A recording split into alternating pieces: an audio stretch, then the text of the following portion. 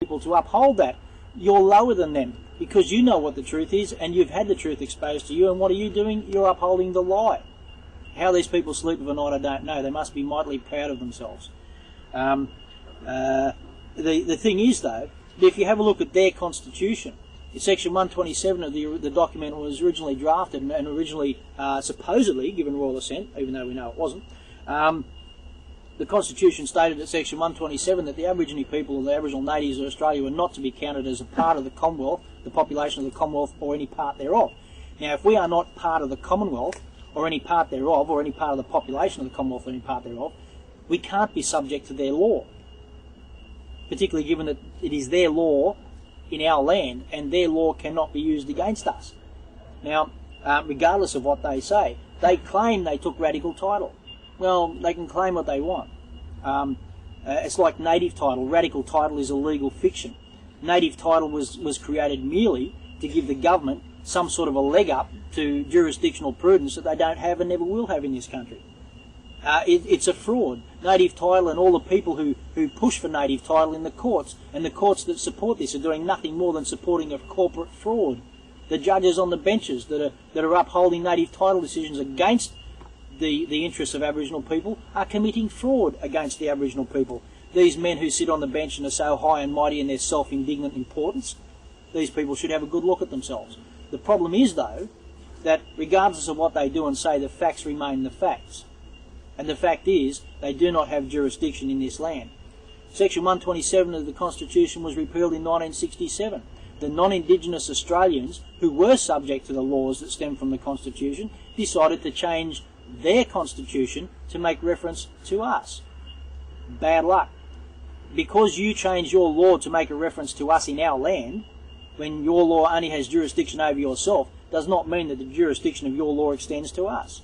There is no treaty. John Howard said himself, there is no treaty between my government and the Aboriginal people. Thank you very much. The only time John Howard actually stated something that was true in his whole 10 or 11 years in Parliament. What he stated in layman's terms was, there is no legal instrument, there's no legal document, there's no treaty that evidences an acquiescence or the giving up of the sovereignty of the Aboriginal people to the British Parliament or the Australian parliaments.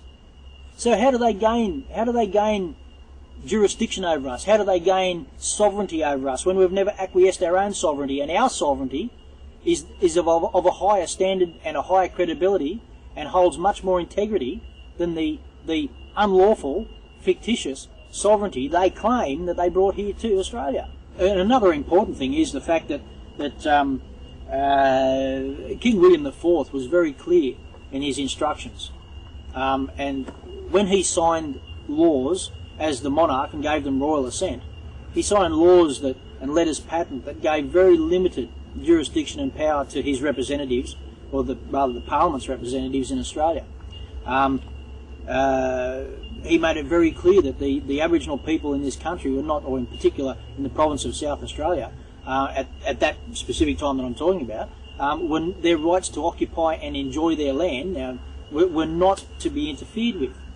A sentiment strongly endorsed by the Governor of South Australia on his arrival at Glenelg on the 28th of December 1836. Now, if you want to get a sort of a Hollywood version of this, which is pretty close to the money, go and watch a movie called Amazing Grace. See what William Wilberforce did. See the influence that had on the Parliament. Have a look at what the Parliament was doing at the time, where their head was. They denounced slavery. They took slavery away. The Parliament did not want to know about slavery. They'd finally woken up to the fact that just because you have white skin doesn't mean that you are of a superior race. It is a fact that pursuant to the laws created by the British Parliament, which govern the British Parliament's ability to extend its sovereignty, or the British Crown's ability to extend sovereignty outside of the jurisdiction of Great Britain, they had no lawful authority whatsoever under their own laws to extend sovereignty into this land. Now, they can argue all they want. Their law is their law.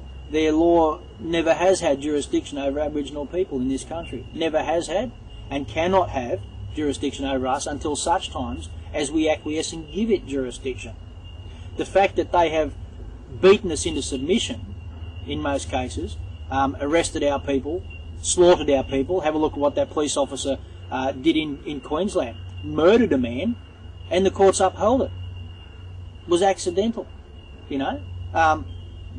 He split the man's spleen in half with his knee. Oh, it was accidental.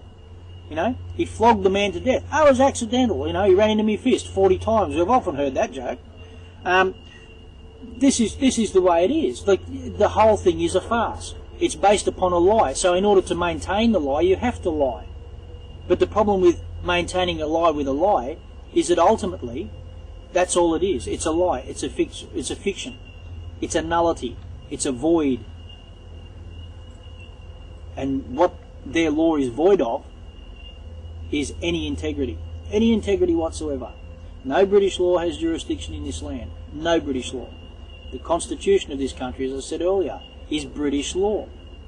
You know, if we have a look at the fact both the Australian government and the British government admitted that in 1931 and 1942.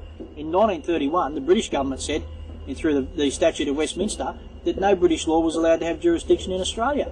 Again, the Parliament's trying to make the point clear here.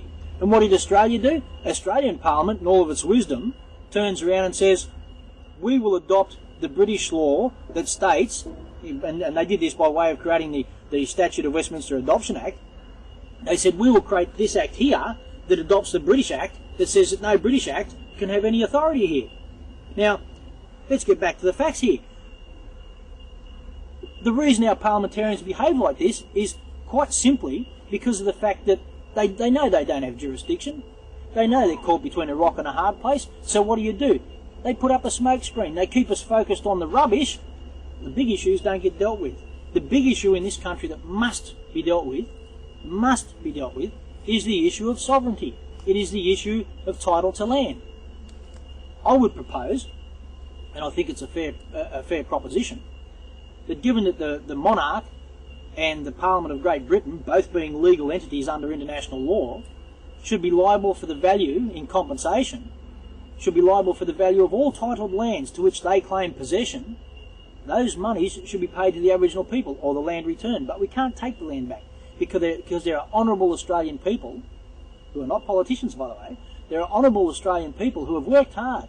They've paid for their land, they've bought their house, they've built their house, they've raised their families in those homes. We don't have the right. We would be no less a snake than the British Parliament if we stole their land and houses off them. We can't do that. But what we can do under international law is we can take the British Parliament and its monarch as legal entities before the appropriate jurisdiction and seek a determination on 2 points. The first off is the quantum of compensation for the value of our lands. The second is a declaration as to whether or not British law, under international law, can be used in our lands, particularly against us. Now, British subjects in this land, yeah, okay, fine. They're subject to British law, I suppose, because that's what the law says. But I'm not a British subject. The Queen of England, as far as I'm concerned, has no jurisdiction over me. And she should remain where she is in England. That is her abode, that's her home, that's her country, that's her jurisdiction. Stay there. We don't want you here. And don't come to Australia pretending to be the Queen of Australia. You are not the Queen of Australia. You can't be the Queen of Australia. Your law says you can only be the Queen of one realm, not two. Under international law, you can't be the Queen of Australia. Under our Constitution, the Constitution refers to one monarch, and that is Queen Victoria, her heirs and successors. Okay? And it's referring to Queen Victoria in her capacity as the monarch of the Parliament of Great Britain. Not Queen Victoria in her purported capacity as the monarch of Australia. The term monarch of Australia is never mentioned in the Constitution. Yet, here we go, we've got the politicians, these wonderful people who give themselves 14% pay rises in the middle of the night when everyone else is getting denied 2.5%. And they sit there and they say, not only are they lying through their teeth at us and taking our money and destroying our land and selling the Aboriginal people's natural wealth to corporate monsters, they won't even pay us the royalties for the stuff they're stealing from us. That's how uncouth, unethical and immoral these people are. And it's about time this was dealt with. We can't continue down this road. Australia is not that blind that we can't see the truth.